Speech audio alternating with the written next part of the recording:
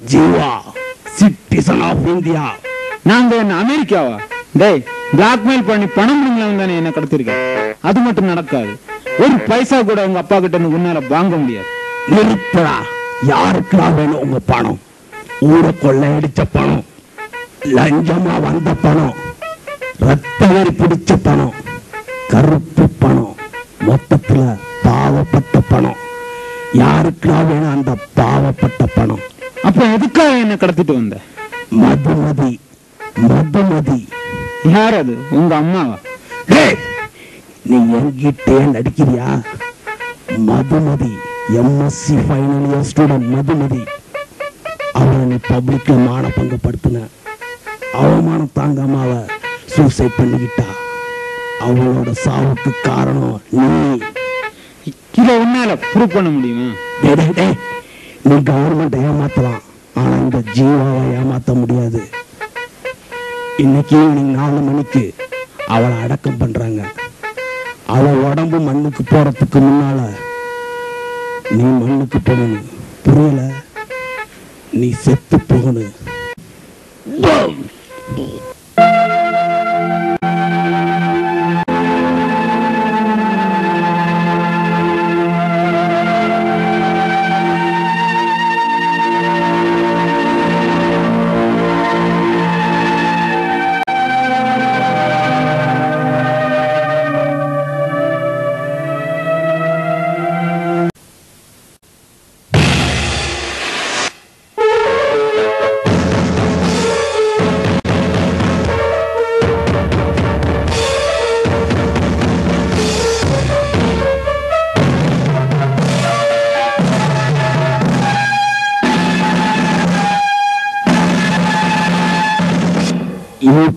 பண்ற எல்லா பொறுக்கிகளுக்கும் உன்னோட சாவுதாண்டா முடிவு.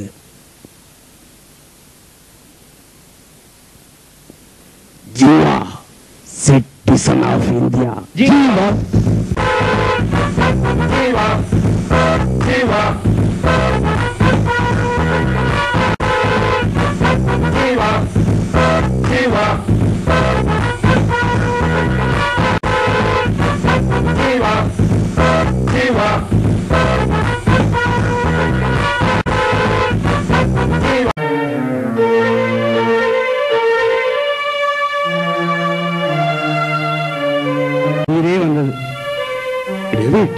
இப்படி வாழ்க்கையில ரிஸ்க் எடுக்கிறது வெரி இன்ட்ரெஸ்டிங்கா இல்ல?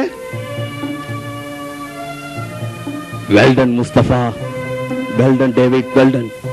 யாரும் உங்களை ஃபாலோ பண்ணல இல்ல? ஜீவா, காத்து கூட நம்மள ஃபாலோ பண்ண முடியாது. Very good. அப்பாவி மக்களை தூண்டிட்டு இன்னைக்கு நம்ம நாட்டுல நடக்கிற ஜாதி மத சண்டைக்கு காரணம் இவனை மாதிரி அரசியல்வாத நாயங்க தான்.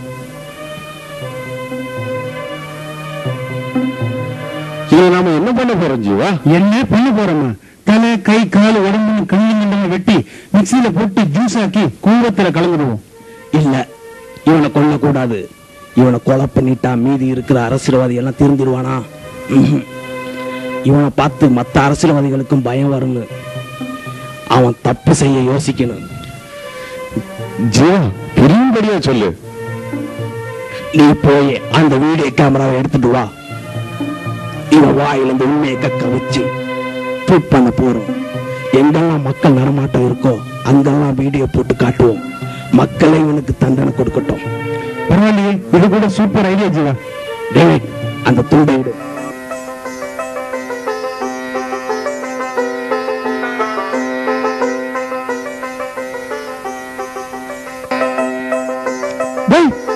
யாரா நீங்க?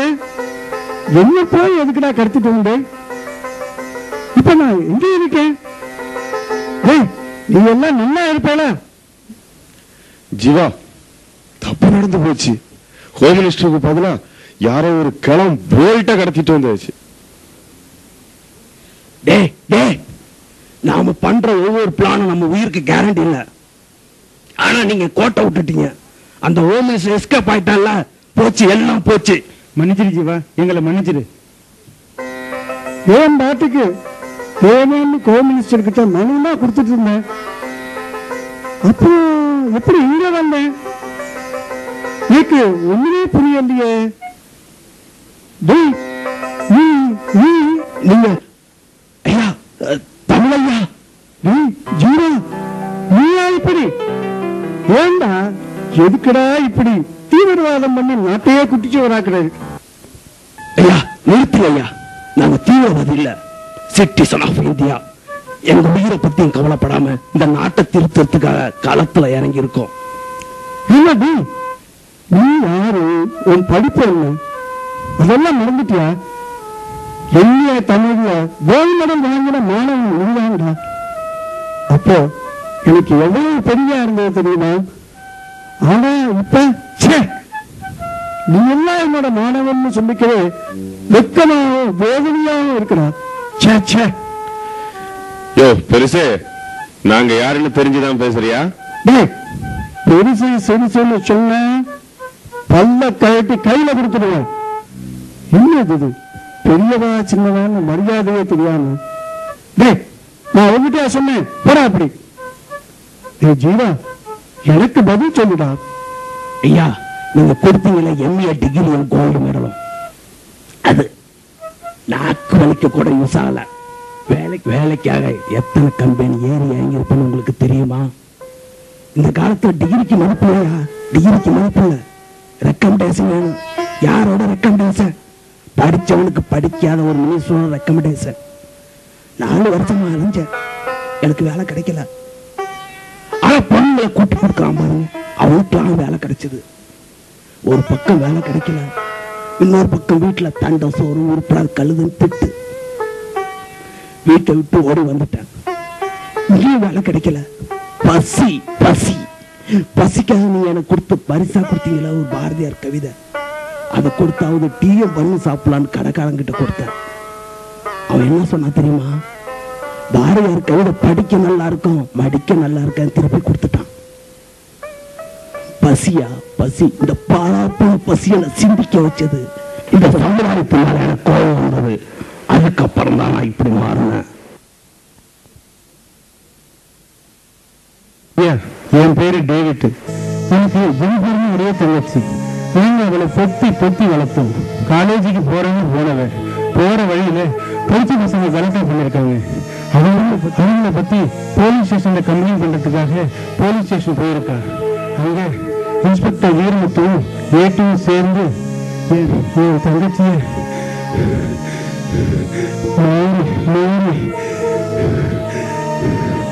அப்புறம் அவன் வீட்டுக்கு பொண்ணு தயார் இருந்தா.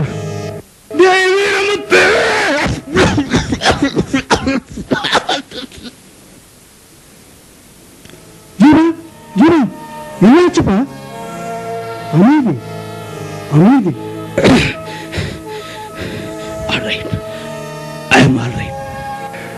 அப்புறம் அந்த வீரமுத்தையும் ஏட்டையும் சொரிநாயை அடிக்கிற மாதிரி அடிச்சே கொண்டோம். மற்ற தங்கச்சிகளோட வாழ்க்கை கெட்டு போக கூடாதுன்னு தான் அவனை அந்த மாதிரி சாகடிச்சோம்.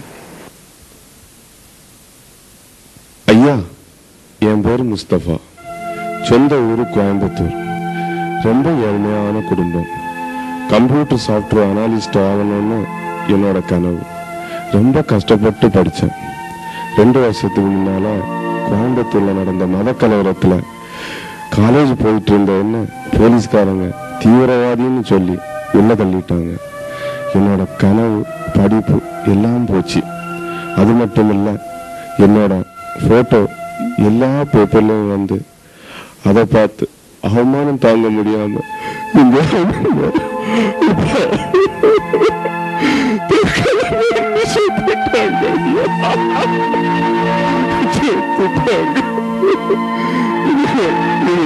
உலகத்துல யாருமே யாருமே முஸ்தபா நிச்சயமா இருக்கட்டா. இனிமேதான் நம்ம வாழ்க்கை கூடாதுடா, கூடாது.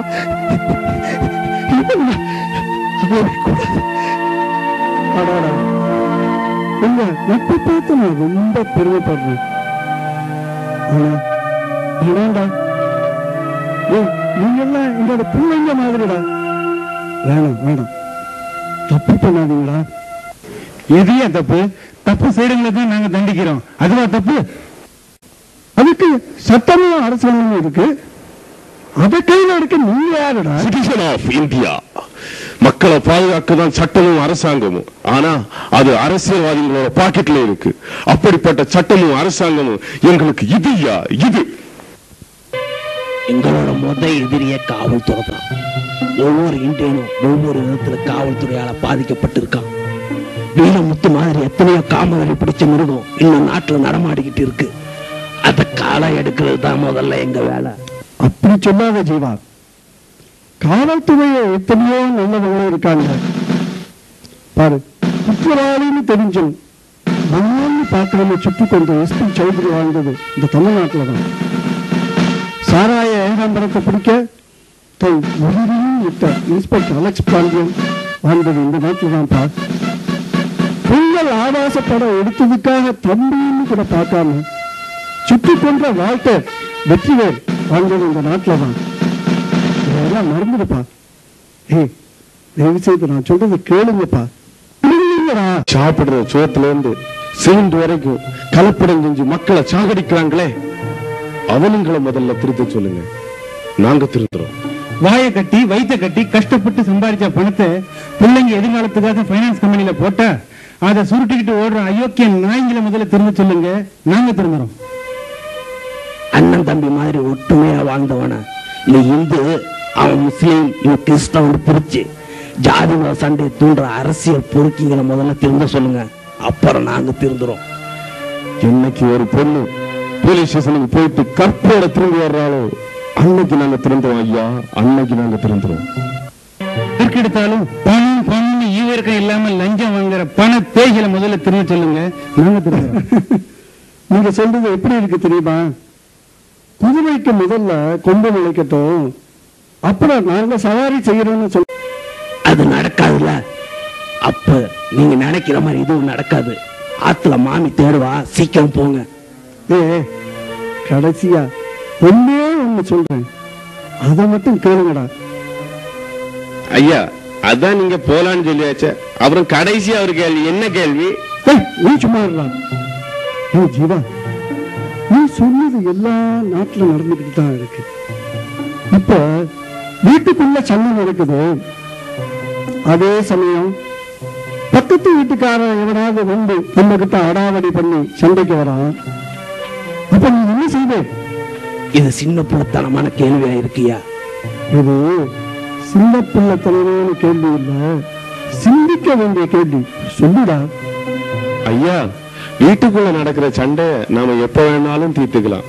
ஆனா பக்கத்து வீட்டுக்காரங்கிட்ட சண்டை போட்டுத்தான் நாம முதல்ல ஜெயிக்கணும். இல்லைன்னா பக்கத்து வீட்டுக்காரன் நம்மளை எல்லாரையும் அடிச்சிடுவான். அதே மாதிரி தாண்டா நம்ம நாட்டுக்குள்ள நமக்குள்ள பிரச்சனைகளை எப்ப வேணும்னாலும் தீர்த்துக்கலாம். பக்கத்து நாட்டுக்காரன் நம்ம கிட்ட சண்டைக்கு வரும்போது நாம அவனை ஜெயிக்கணும். ஐயா என்ன சொல்றீங்க? நம்ம இந்தியா வல்லரசா வளர்ந்து வருது, பல நாட்டுக்கு பிடிக்கல. நம்ம இந்தியாவையும் ரஷ்யா மாதிரி கூறு போட்டு பிடிக்க காத்துக்கிட்டு இருக்காங்க, முயற்சியும் பண்ணிட்டு இருக்காங்க. நாம இந்தியன்னு பெயரளவில் இருந்தா போதாது, அத செயல்படும் காட்டணும். அதுக்கு நாங்க என்னையா செய்யணும்? முதல்ல நாம நம்ம நாட்டை அந்நிய சக்தியிலிருந்து பாதுகாத்துக்கணும். அதுக்கு எவ்வளவு மாதிரி துடிப்புள்ள நாட்டுப்பற்றுள்ள விவேகமான இளமைகள் தான் தேவை. என்ன செய்யணும்னு சொல்லுங்க ஐயா. நீங்க 3 பேரும் இந்திய ஆர்மியில சேர்ந்து நாட்டுக்காக உழைக்கணும். எங்களை எல்லாம் ஆர்மியில சேர்த்துக்கோங்களா?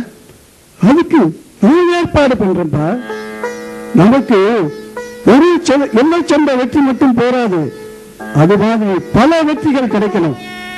ஐயா, எங்க அறிவு கண்ணை திறந்துட்டீங்க. எங்க உடம்புல கடைசி சொட்டு ரத்தம் இருக்கிற வரைக்கும் நாட்டுக்காக போராடுவோம், இது சத்தியம். Jeeva, citizen of India. இல்ல, We are citizens of India. Jiva, Jiva.